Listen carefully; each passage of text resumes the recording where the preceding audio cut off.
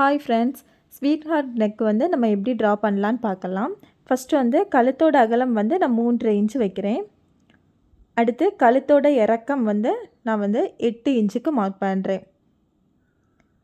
கீழேயும் அதே போல் 3 இன்ச்சு கரெக்டாக இருக்கான்னு மார்க் பண்ணிக்கோங்க. இது வந்து நம்ம விருப்பத்துக்கு ஏற்க தான் நமக்கு எவ்வளோ அகலம் வேணும், எவ்வளோ இறக்கம் வேணும்னு உங்களோட டிசிஷன் தான். அடுத்து வந்து இந்த அளவை வந்து நம்ம டாட் ஷேப் போட்டு ஜாயின் பண்ணி விட்டுக்கலாம். ஜாயின் பண்ணி விட்ட பிறகு இந்த முக்கில் இருந்து நான் ஒரு 2 இன்ச்சுக்கு மார்க் பண்ணுறேன். மார்க் பண்ணிவிட்டு இப்போ மார்க் பண்ண பாயிண்டில் இருந்து இந்த முக்கு வர நம்ம இப்படி சரித்து ஒரு லைன் போட்டு விட்டுக்கலாம். அடுத்து இப்போ நம்ம இந்த சரித்து லைன் போட்டோம்ல, அதோட சென்டர் பாயிண்ட் மார்க் பண்ணிக்கோங்க. இந்த மாதிரி டேப்பை வச்சுட்டு 2ஆக மடிச்சுக்கோங்க. மடிச்சுட்டு சென்டர் பாயிண்ட் மார்க் பண்ணிக்கோங்க. அதே போல் நம்ம இப்போ மேலே இருந்து இந்த 2 இன்ச்சுக்கு மார்க் பண்ணியிருக்கோம்ல, அந்த அளவு வர அதோட சென்டர் பாயிண்ட் மார்க் பண்ணிக்கோங்க.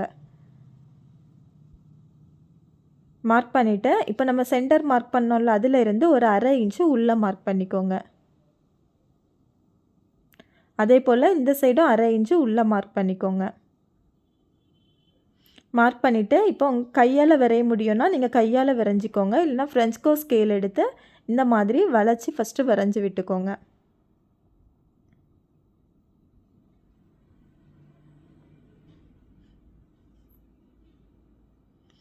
அதே போல் அடுத்த பாயிண்ட்லேயும் இந்த மாதிரி அந்த பாயிண்டில் டச் ஆகி வர்றது மாதிரி நம்ம வரைஞ்சிக்கோங்க.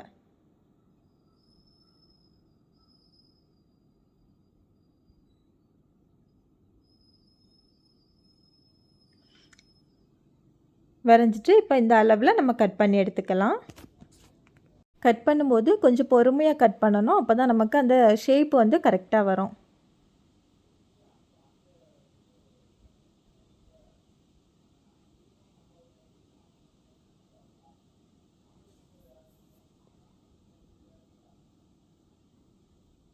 இந்த மாதிரி கட் பண்ணி எடுத்துக்கோங்க. இப்போ பாருங்கள், நமக்கு நீட்டாக ஸ்வீட் ஹார்ட் நெக்கு வந்தாச்சு. இவ்வளோ தான்.